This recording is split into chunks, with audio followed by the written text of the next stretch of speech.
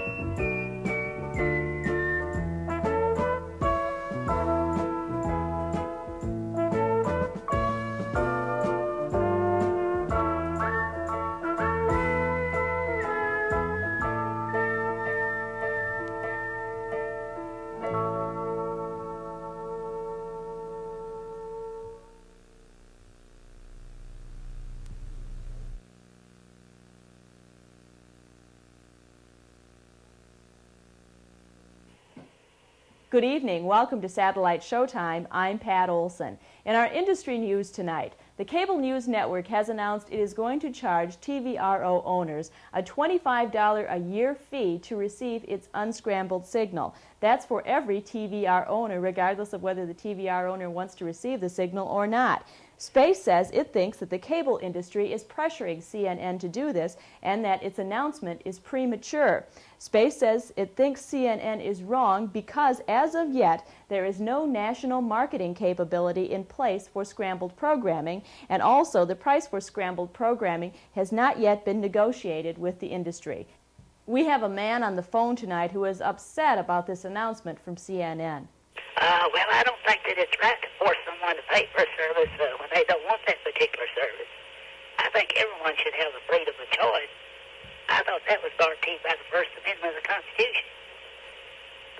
Okay, thank you so much for your comment on Satellite Showtime. Coming up on Satellite Showtime, Mike Gustafson talks about your home TVRO system.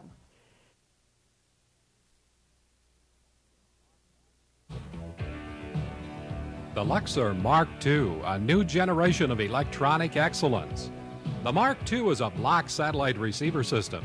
It offers independent channel selection for multiple TV sets from a single antenna. In the home, for neighbors to share, in hotels, apartment, offices, and for licensed SMA TV redistribution to the entire community. The Mark II by Luxor does it all. you receive the best signal, the highest possible performance with Dolby high fidelity sound. Other features include the individually programmed audio, AFC automatic fine-tuning controls, all on the 24 programmable channels. An infrared handheld remote will give complete control over the channel selection on any satellite. It's all so easy with Luxor Mark II. See it and then enjoy it. The Mark II does it all.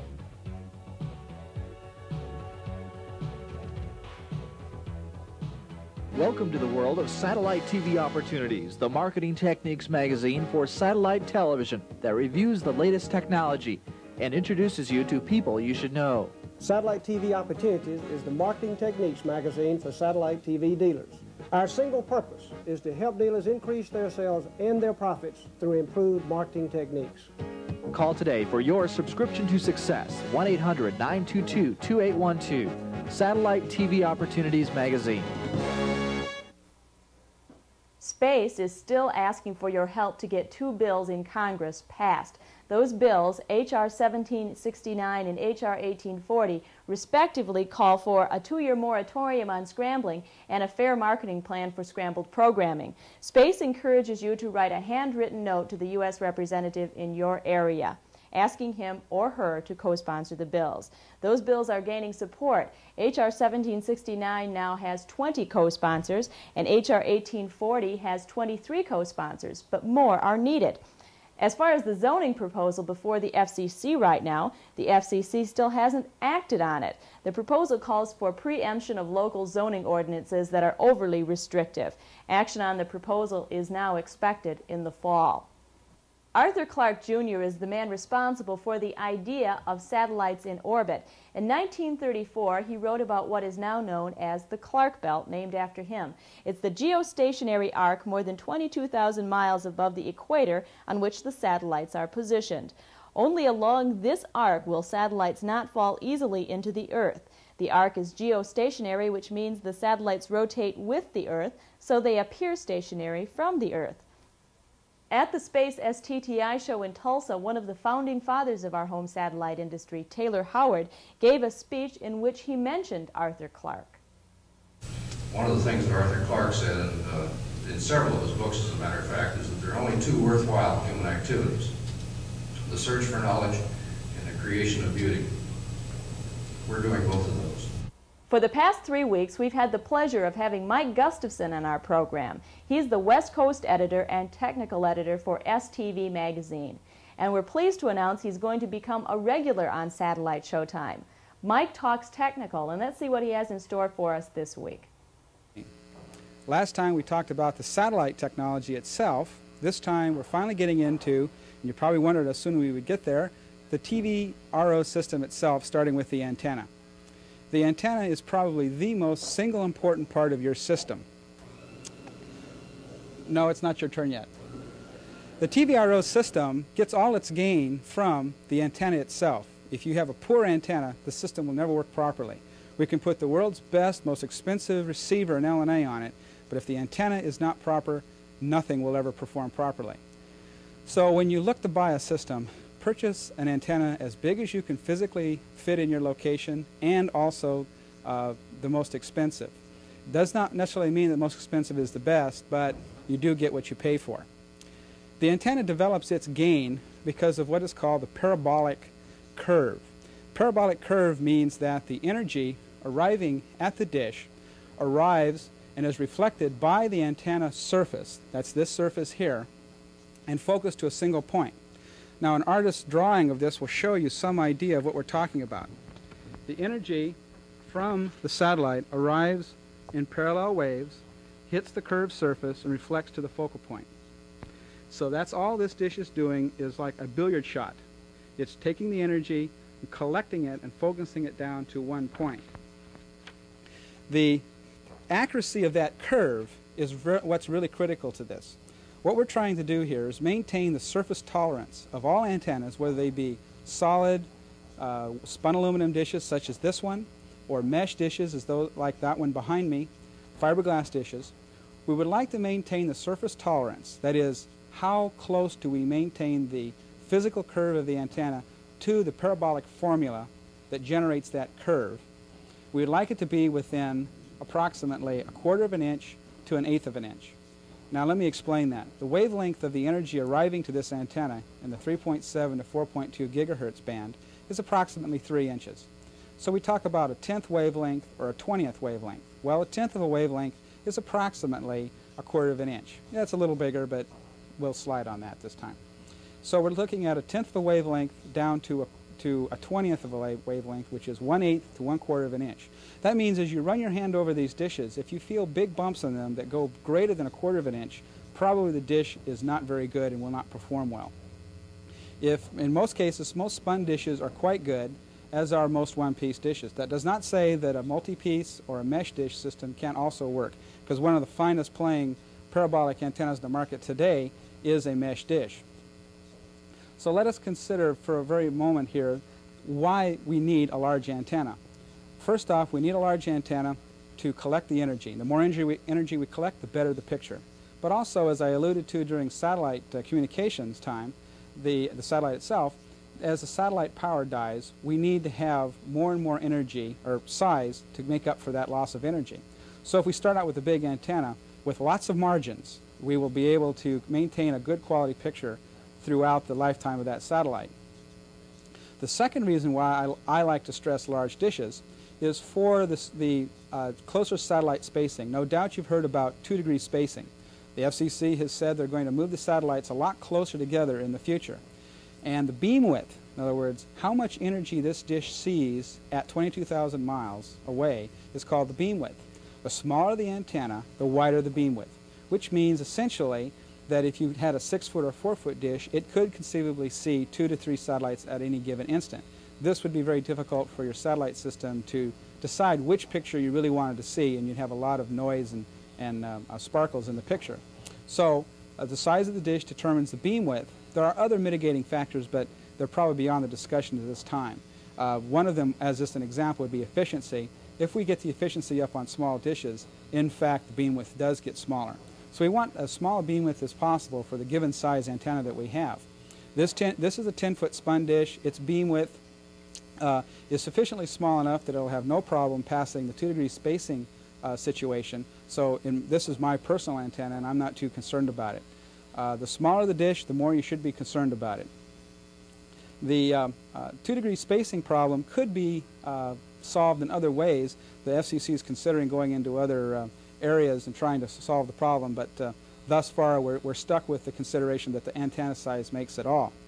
So to reiterate and go back over it again just a little bit, the energy is collected by the reflector and focused to the feed. The purpose of the feed, because while this is just a reflector, it's not the antenna. The antenna is actually physically located in the LNA, the low noise amplifier on the back of that feed you see up at the focal point.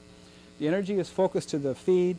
The feed's job is to separate the two polarizations, vertical and horizontal, and to collect as efficiently as possible all of the energy that it's given to it. And then it funnels that into the low noise amplifier. The feed has a very difficult job. Its job is to take the energy coming from this dish, but to reject energy coming from outside the dish. And that's called illumination taper.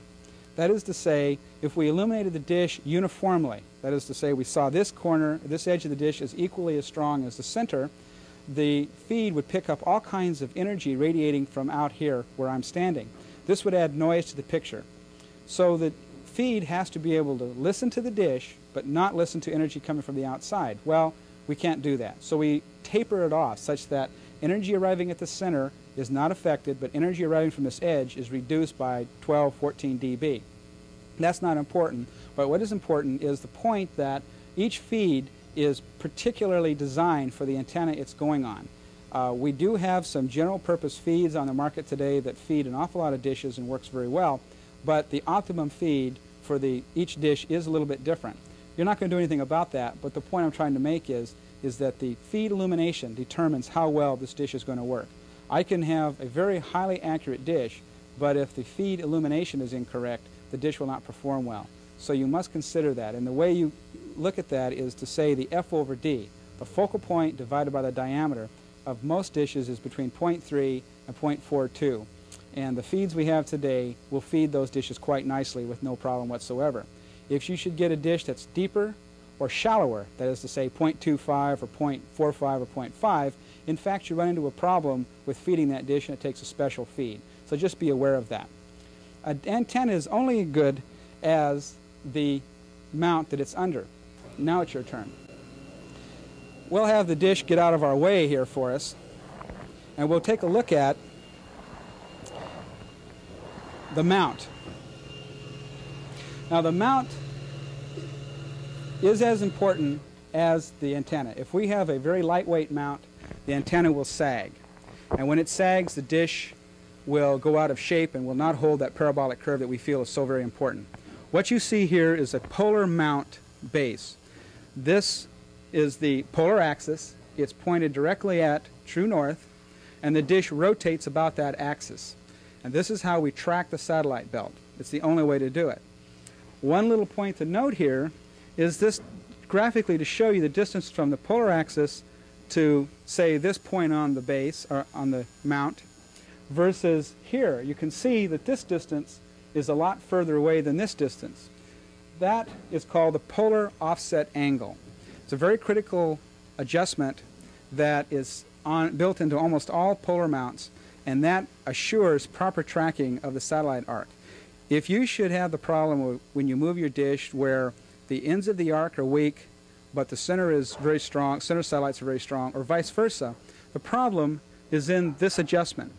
And you should either call out the serviceman who installed it and have him readjust the polar offset angle for proper alignment, or try it yourself. And it's a simple adjustment just to move it in or out a little bit and then retract the arc back and forth from end to end. And in fact, you will find there may be some improvement if you do have a problem now. The rest of this is just a fixed elevation adjustment as well as the power drive. The power drive is what does all the work for us when it's raining cats and dogs outside and we want to move the dish from SATCOM 3 to Westar 5 or Westar 4 or even SATCOM 4. This happens to be a 36-volt actuator. It is a Saginaw drive with a boot. Now, we've had a lot of problems in the field from the Saginaws getting water inside them.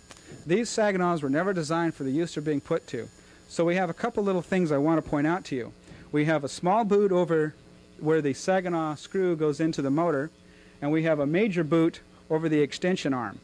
These two boots keep the water out of the system. I've also drilled a hole in the bottom of this drive such that if any water does get into it, it in fact leaks out and doesn't freeze up or rust out the drive. So the Saginaw drive, or any drive like it, needs to be treated very carefully for weather considerations. Once again, this is a polar mounted antenna designed to track across the full arc with a power drive. Behind me you saw standing here a mesh dish. And as a closing comment, let me say that a mesh dish is not necessarily better, nor is it worse than any other solid dish or any other design of a dish. It's the curve that's important. If the curve here is correct, then the mesh dish will perform just as well and just as accurately as a solid dish. So essentially, don't be concerned because it's mesh or not mesh or whatever. Be concerned with the surface accuracy of the dish. That's the primary ingredient to be concerned about. So I think we've used up just about all our time for this segment. Once again, if you have any questions or suggestions, it's Mike Gustafson, Post Office Box 20700, San Jose, California, zip code 95120. And I think that does it. Have a good day, and we'll see you next week. Thanks, Mike. We look forward to next week's segment, in which Mike will talk about feed horns and polarization. But coming up on Satellite Showtime still this evening, some little gadgets that may never make the top 10 product list, but are a lot of fun. Stay tuned. Want to know more about satellite TV? Then go to the source for product reviews and how-tos. We're on the road and out in space, and sometimes in very cold places, with features and technical reports. It's all in Satellite TV. That's only $19.95 for 12 big issues of STV magazine. Call now, 1-800-438-2020, and get this LCD calendar clock free with your subscription. That's 12 big issues of STV magazine and the clock for only $19.95. The number again is 1-800-438-2020. 1-800-438-2020. Call now. Last month, we took you to the Consumer Electronics Show in Chicago, where we talked with some exhibitors in the home satellite industry. Well, members of the New Tech Times staff, based in Madison, Wisconsin, also went to CES, only they took a different perspective at the show. They looked at some mini electronic gadgets that were tucked away in the recesses of the CES showplace. Zip right up, zip right up, zip right up. Everyone's a winner, bargains galore. That's right, you too can be the proud. Coming back for another consumer electronics show can mean success in this business. For OWI of Japan, a second appearance at CES brought the showing of an expanded line of Move-It robot toys. These popular do-it-yourself electronic kits turn into real-life automatons.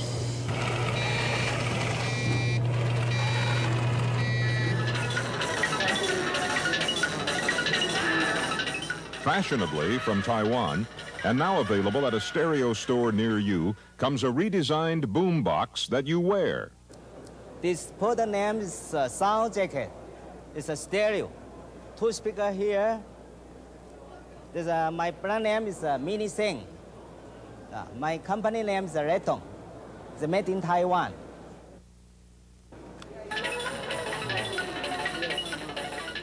Wear this AM radio from Sportsbug in your ear. But this gadget is worn behind your ear. The sleeper beeper is a safety warning device. It makes the driver alert. You turn it on right here. Weighs less than an ounce and it fits very comfortably behind your ear. You're driving down the road and you begin to fall asleep. Your head tilts forward and it beeps and wakes you up.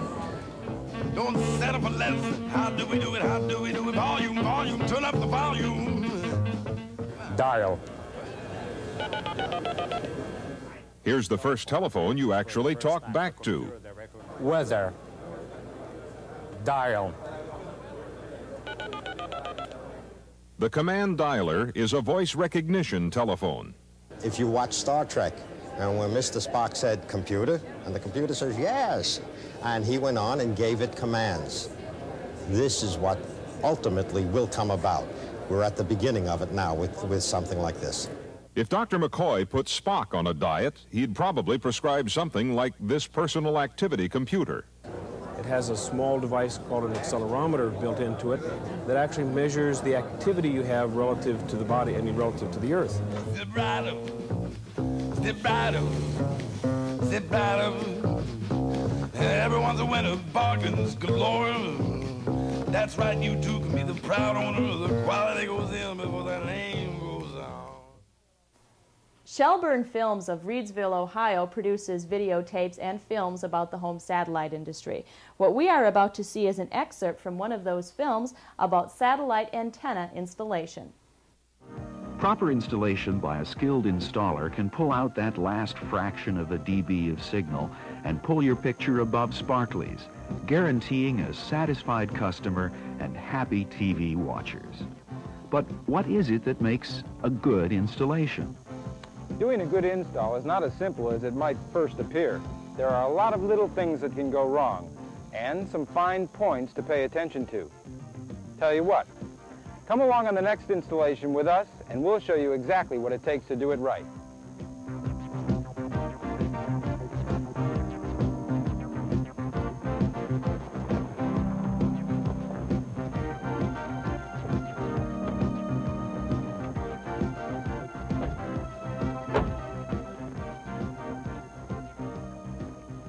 Every installation job must include a site check. It's very important.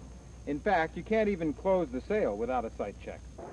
Find a place to put the dish where you can be assured of good reception before you spend your time and money. The site check begins with an understanding of where the satellite belt is located in the sky for the longitude and latitude of your location. From our location in Ohio, the satellite belt looks like this.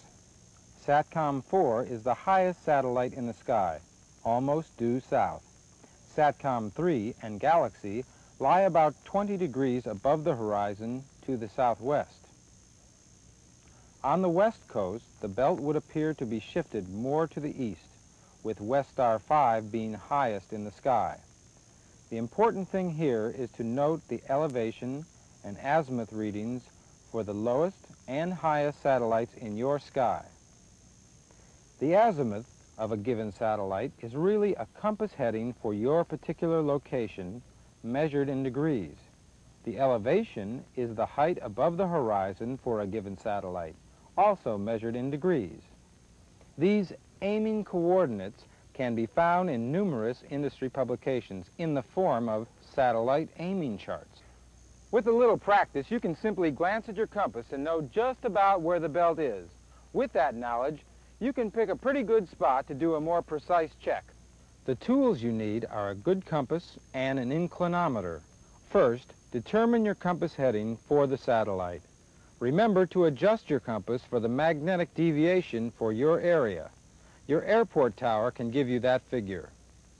Now, take a level or straight edge and aim at that compass heading. With the inclinometer on top, raise the straight edge to the proper elevation. Sight along the straight edge to find the satellite location. Several manufacturers now make satellite locating tools which incorporate the compass and inclinometer. After locating the 2 or 3 satellites that describe the belt, you will be able to see if there are any obstructions. There must be nothing between you and the satellite. Any object, even a tree, can degrade the signal. Here we have trees blocking the middle part of our domestic belt. To use this site, we would have to trim those trees. Pick a site as close to your house as possible to keep the cable as short as you can. Cable costs you money and signal. Then make sure you have a clear look angle to see all the birds in the belt. Then you're all set, ready to dig your hole, right? Well, almost. There's one other thing we must consider. It's a little gremlin known as TI, terrestrial interference.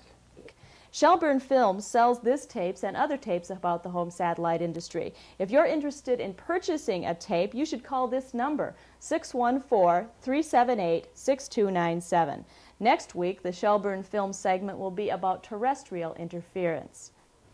The Microwave Filter Company of East Syracuse, New York, helps people solve the problem of terrestrial interference, or TI. Coming up tonight on Satellite Showtime, we'll talk with one of Microwave Filter Company's employees about this problem.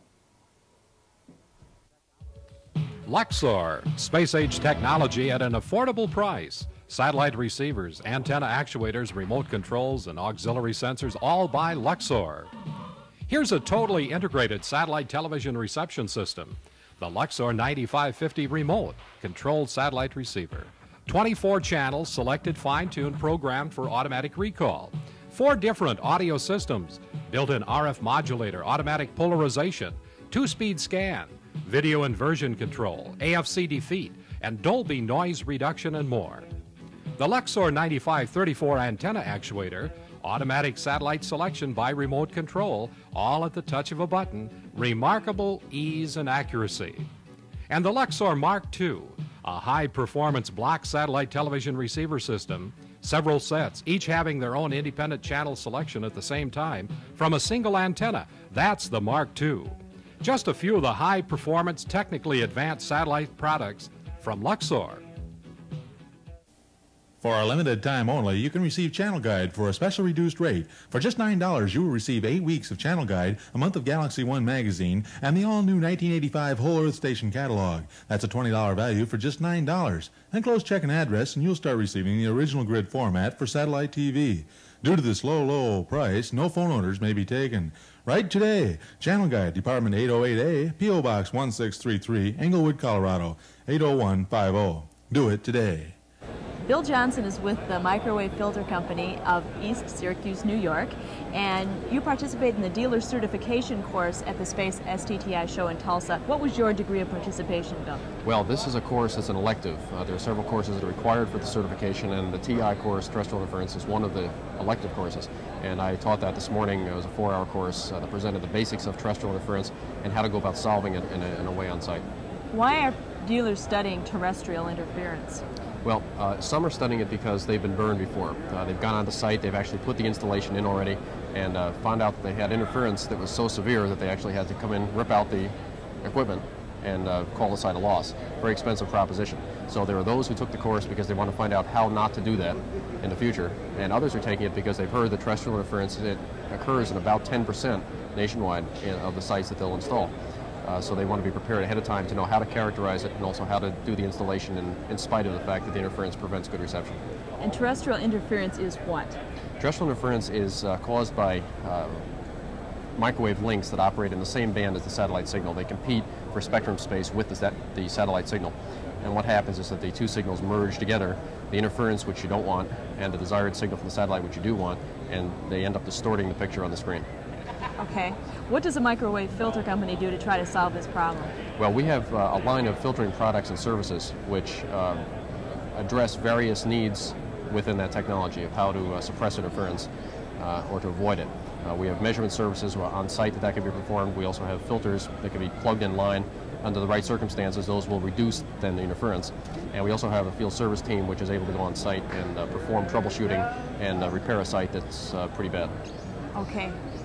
How do you repair a site that's pretty bad? How could you do that? Okay, well, it starts, there are several steps to it. One of the first steps is to characterize what the level of interference is on site, because before you can apply any fixes to it, you have to know how bad the problem is so you know where to attack it. That's done by various means, one of which is a computerized survey, and this can be purchased either independently by a dealer or installer, or Microwave Filter Company offers a package for $425 where we'll go ahead and analyze the interference on site and give the customer a report as to what might be expected. But this is all done at a desktop back in East Syracuse, New York. So nothing is done actually on site up to that point. But it gives a lot of good information about how bad the situation could really be. From there, if our field service team goes out, what they'll do is equip themselves with proper filters and equipment to go on site, actually measure the interference, characterize it, and then apply the filtering products to solve the problem. And it isn't always just filters. It might not be just the products that we make. Screens can be used, modifications to existing equipment can be made, some of which are fairly inexpensive, but buy a whole lot in terms of making the system work. What else does Microwave Filter Company do? Well, we're involved in several different markets besides TVRO. That's not our entire business, but we do some Defense Department contracts as well as some commercial cable TV and similar general communication type markets. Do you see terrestrial interference as being a problem in the distant future? Yes, most certainly I do. There was a rumor that was going around that said that the C-band or 3.7 to 4.2 gigahertz microwave links were being phased out. Unfortunately, that's not true. It's a nice story, but it just doesn't hold any water. CompuCon and ComSearch both confirm, and those are national spectrum coordinators, frequency coordinators they're called, and they do licensing for AT&T, Sprint, MCI, and all the common carriers. And they indicate that they're doing about 30 to 40 new application modifications or brand new applications per month. So what that means is the C-band 3.7 to 4.2 gigahertz spectrum is going to become more crowded with interference. Any other things you'd like to add, Bill? Well, just it's encouraging again this morning. I'm fresh out of that 4-hour course this morning, and it was very encouraging to me to see the number of people who are interested in learning about terrestrial interference. It is only on a nationwide basis about 10% of the problem. 1 out of maybe every 10 installations that are performed will experience that type of problem. Some experience a lot more because of the geographical area. But it was very encouraging to me to see people who are interested in learning the fundamentals and then how to go ahead and apply those fundamentals to fixing the system. And understanding how to fix terrestrial interference also gives one a good basis for doing good installations in the first place, because you have to have an understanding of the systems. It was just very encouraging to see the positive attitude that was displayed. Last week on Satellite Showtime, we spoke with Chuck Hewitt of Space about dealer certification courses that are going to be uplinked by Space. Well, the sites for those uplinkings have been announced. They are going to be in Denver, Colorado, Sacramento, California, Dallas, Texas, Phoenix, Arizona, and Knoxville, Tennessee. They'll be held July 26th through the 28th. If you're interested in participating in any of these classes, you can contact Space at its new address, which is 300 North Washington Street, Suite 310, Alexandria, Virginia 22314. And the phone number is the same as before, 703-549-6990. A few days after the uplinking of those dealer certification courses is the Satellite Industry Trade Show in Reno, Nevada. The Northwest Satellite Conference will be held August 2nd and 3rd in Reno. And exactly 1 month after that is the Space STTI show in Nashville, Tennessee. I can't believe that's coming up so quickly. That show will be September 2nd through the 4th. At the Tulsa show, I spoke with Rick Schneringer. He produces the 3 Space STTI shows every year, and he told me about the Nashville show. How does a person sign up to attend the Nashville show?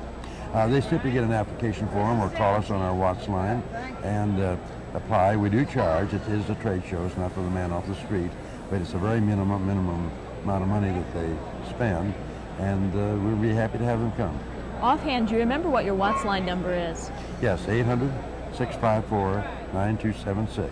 They can call from anywhere in the United States on that, except in Oklahoma, which it doesn't cover, but they can call us collect. Great. And what's that collect number they can call? 405-396-2574. All right. Rick Schneringer, producer of the Space STTI show, thanks for joining us on Satellite Show. Thank you, Pat. Appreciate being invited. At the Tulsa show, I had a chance to speak with some of the exhibitors about why they were there. I'm talking now with Russ Oberlin, who is Field Marketing Manager for Channel Master. Correct. What does Channel Master do? Well, Channel Master is a company that's been in the television reception business for going on 35 years. And we started out with regular television antennas, and approximately 4.5 years ago moved into the satellite business also. So we are a complete supplier of both conventional UHF, VHF, off-the-air systems, plus a full line of satellite equipment. Why did you move into that area of satellite TV? Well, satellite itself seems to be the emerging technology with regard to television reception, and having been a leader in the home market, it was just a natural move for us to continue to move into the direction that the industry and the technology was moving. How long have you been with the company? In January it'll be 25 years. With all this new technology happening, how do you feel about it? Well, I think that going back into Channel Master's history, we've always been a company that has tried to provide television reception for people in the fringe areas, people outside the normal reception areas. So our regular television antennas have been accepted for many, many years as the ultimate in fringe reception. With the satellites being 23,000 miles away, signal coming in to people from that particular distance, again, requires specialized equipment. And we find that many of the customers that we have are people who have been buying our equipment for the last 20 or 30 years. So we had almost a ready market with people who recognized our quality. And there was no question if Channel Master had the product, that was the one that they wanted to buy. And you've kept with the name Channel Master all these years? All the way, yes. Why? Well, because I think it has been indicative of the type of business that we do, the fact that reception, as it is, has been one of the strong points, and the name has been so well accepted that to change it would probably not be in our best interest. Why did you come to Tulsa to the Space STTI show? Well, we have been supporting these shows ever since the beginning, and although there are numerous shows, there are people that are here that have not had an opportunity maybe to attend any of the earlier shows. They need information, and they like to look at product, and whenever you have a customer who needs information and is looking at product, we want to be there to show them what we have to offer. What do you look forward to most for the future of the home satellite industry? Well, I look for people who have been what we call second-class citizens, people outside the normal reception area who are getting a minimal number of channels to be afforded the same opportunities as people who live in the larger metropolitan areas where where more channels via cable or off-air are available. And if this can be done, I think it raises the level of education, information, and provides additional entertainment to people that have been deprived of that in the past. Anything else you'd like to add on Satellite Showtime? Well, I just am very pleased with the way the industry is moving. We're seeing a lot of people coming into it. We're seeing a lot of emerging technology, which is providing a very solid base business-wise for a lot of people. And I think that it has been one of the major points that has helped the economy grow. I hope that as time goes on, the industry will mature to the point that the quality of product and service that's offered to the consumer will make them feel that they're getting as much value out of the receiving equipment as they feel they're getting out of the television sets themselves. I'm speaking now with Gail Tao, who is Marketing Director for Automation Techniques. And I understand about a year ago, Automation Techniques had a bad blow to it. Could you tell us about that, Gail? Yes, this was a year ago, Memorial Day. We had quite a flood here in Tulsa, which was unusual. Some parts of our building, we had 10 foot of water in it, but we survived. How did you survive that? We had all kinds of employees, customer helps. We waited water. We worked wee hours of the night. We earned invoices. We had a slow start back, but we maintained our place. So. Well, just going back a little ways, how bad was the damage?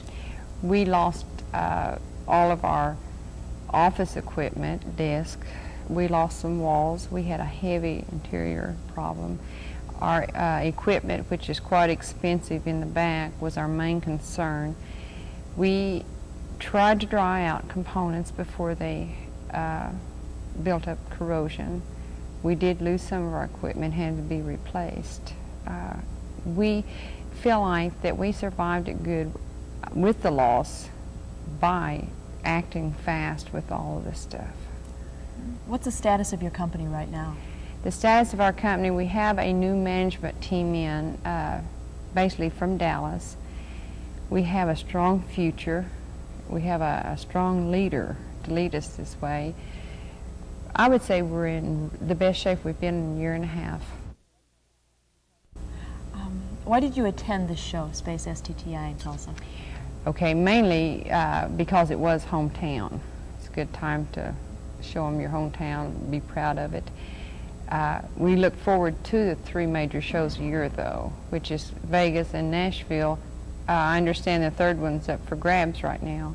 This will be the 3 that we attend from now on, unless it is again in Tulsa.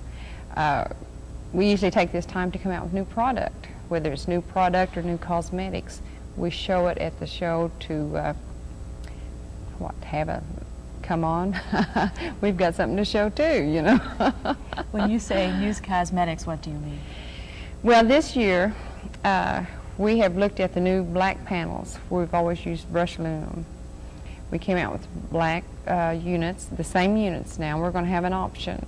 One of them's trimmed in white, one is trimmed in gold. It gives our Automation Techniques a complete new look, but it is the same product, and they are American-made products.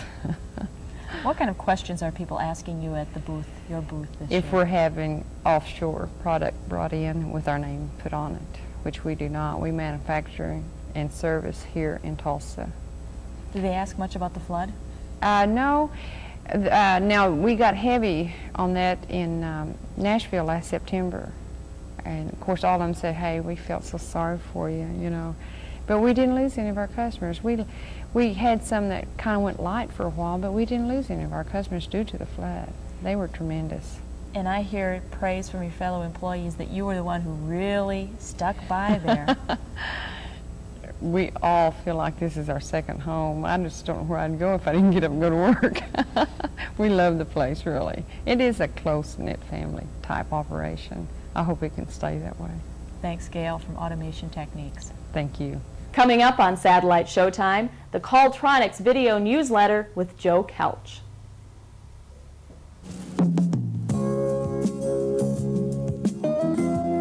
Are you confused about satellite programming guides?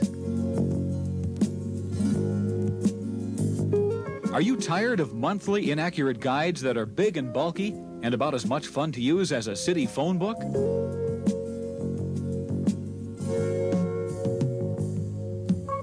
How about tabloids with hard-to-read print, incomplete movie listings that are about as easy to use as a road map?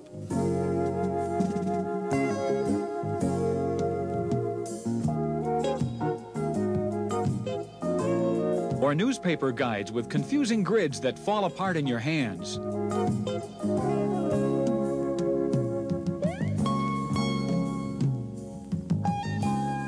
There is an alternative. Onset, the easy-to-read, easy-to-use weekly programming guide with more movies and sports.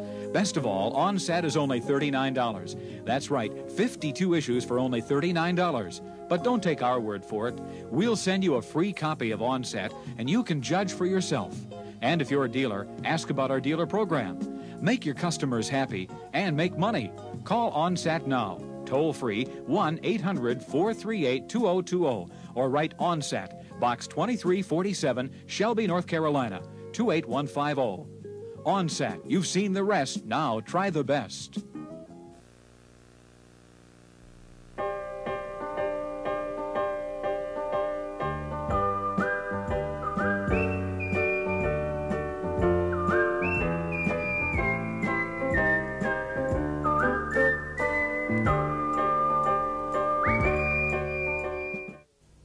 Good evening and welcome to Qualtronic's video newsletter. We'd like to start out with a commentary tonight on two important subjects. They involve dealer problem areas, namely installation and servicing. Earlier on, dealers came aboard in the industry, and many of them, unfortunately, did not have adequate financial backing. They had non-existent good locations. They were in garages and basements and wherever else, of necessity many times.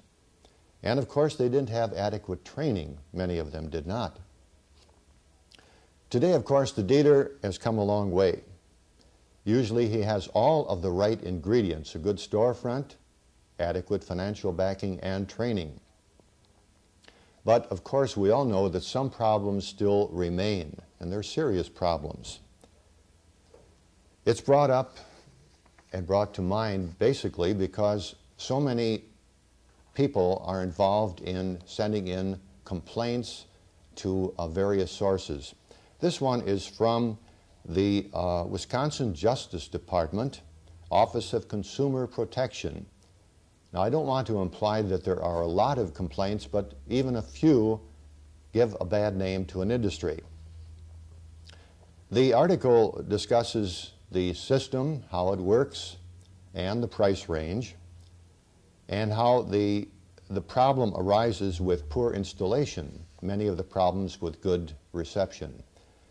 And they also mention servicing. Quite often the serviceman lacks the expertise necessary to fix the system or replace defective parts. Another problem is that consumers sometimes find themselves in a catch-22 situation because retailers may claim that the manufacturer is responsible for servicing while the manufacturer says, no, it's the retailer who's responsible. And that, of course, is something that has to be worked out with the retailer and the manufacturer. Finally, consumers have problems with retailers who make promises for servicing, but they never show up or respond when they should. At this point, we'd like to say we do get calls on our show that reflect a very good service department in an individual or a firm. And because this was an exceptionally good one, we'd like to pass it on to you for a caller from Marshall, Missouri. Had this to say about her dealer, A1 TV Service in Sedalia, Missouri. He is so exceptional, so solicitous, and so good at service that I want you, please, to mention his name, and we have. So congratulations to the dealer in A1 TV Service. His name is Vinoy, Mike Vinoy of Sedalia, Missouri. Congratulations, Mike. You have at least one great backer, and I'm sure a lot more, because service is very important in this industry. A moment ago, we spoke about the importance of installation and servicing for dealers. And of course, we want to counteract that by telling you what a good dealer would do as far as marketing and servicing. I think to point that out, we're going to introduce Jim Pletzer, Regional Sales Manager for Qualtronics, who's going to talk about a truly exceptional dealer out in Michigan. Jim, who is it and what has he been doing? Right. The gentleman's name is Elgin Nichols, and he is running a appliance and service store. What he sells is service. It's an appliance and electronics store. He's located in Bay City, Michigan, and just this spring he located in Standish, Michigan, and also Linwood, Michigan. So he now has 3 locations. He does have a wholesale operation for our stainless steel satellite antennas, which is in Linwood, and he would, very happily work with any dealers in that area. But what Elgin has done is put together a tape for me, and he has sent us in. He does a lot of advertising on the local Bay City television stations, and I've been there myself, and I've seen his storefront. It is excellent. He has everything in there. They sell service, mostly. Service. Could we watch it now and then we'll critique it? Sure, let's go take a look at it. Okay, fine.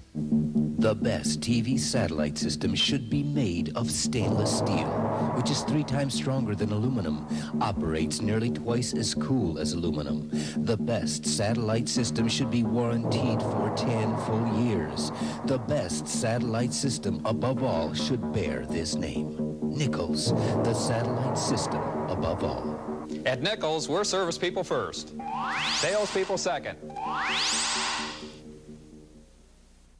When Nichols seriously started looking at selling satellite systems, We discovered that stainless steel provided the best value in terms of service to the customer, and service is what Nichols is all about. At Nichols, we're service people first, sales people second. At Nichols, we're service people first, sales people second. At Nichols, we're service people first, sales people second.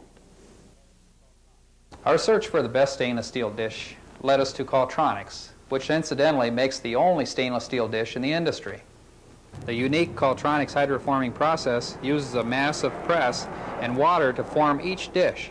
Because of the tons of pressure, each dish is perfectly shaped and retains that shape, allowing us to offer a 10-year warranty, the only one of its kind. Not only did Qualtronics offer quality product and experience, they also proved themselves to be a service-oriented company, willing to work with the dealer to help provide a better image for the growing satellite industry.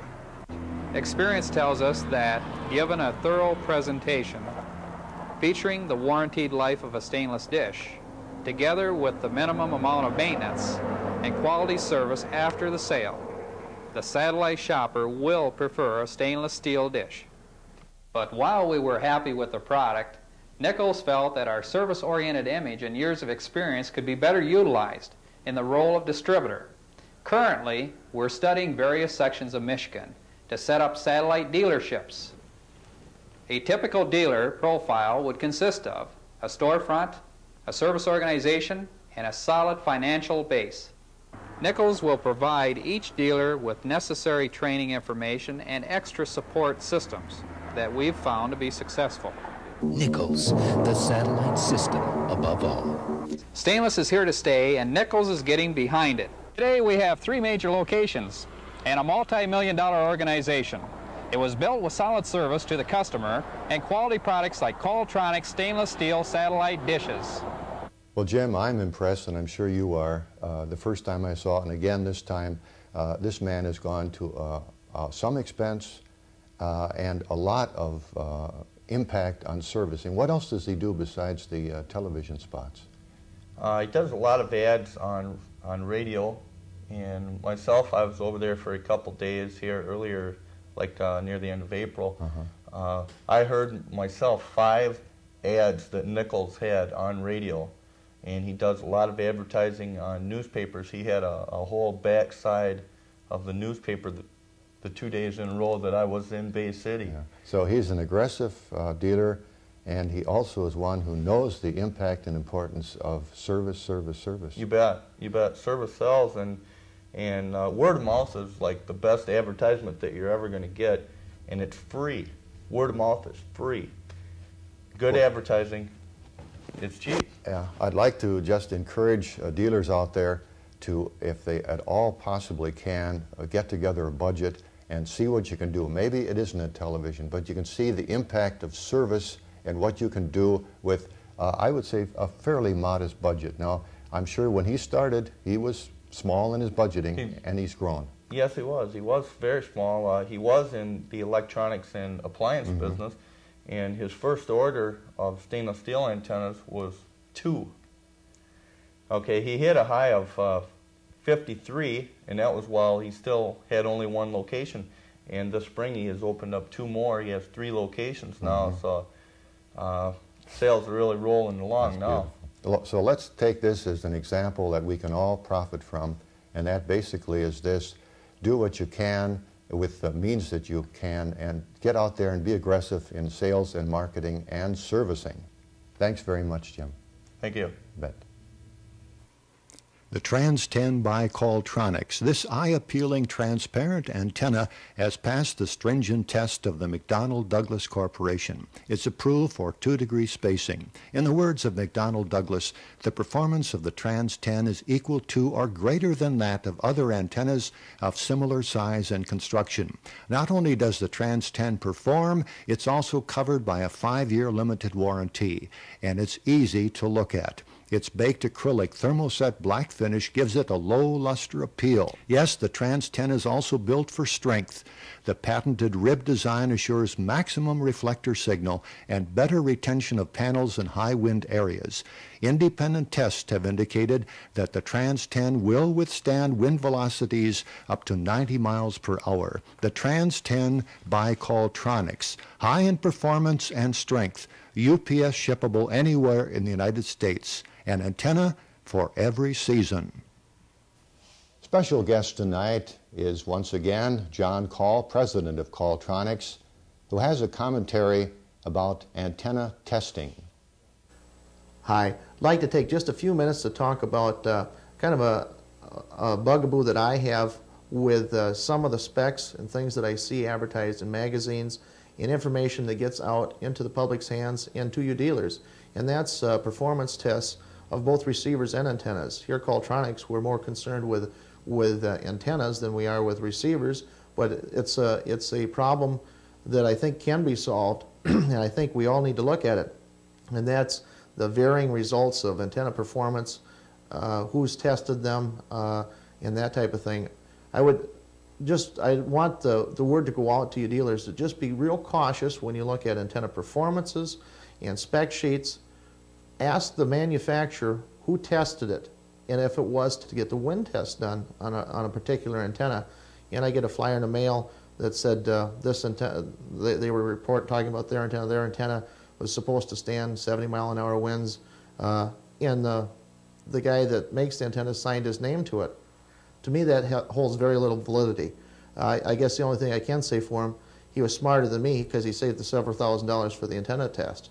But I'll tell you what, when it comes to the final version for the homeowner, when it goes through, you dealers that said, hey, this antenna will take it, and it didn't, it's going to be you on the line. So really make sure when you get antenna tests, and the same thing with receivers, make sure that the test reports are done by a reputable company that can stand behind it. Thanks.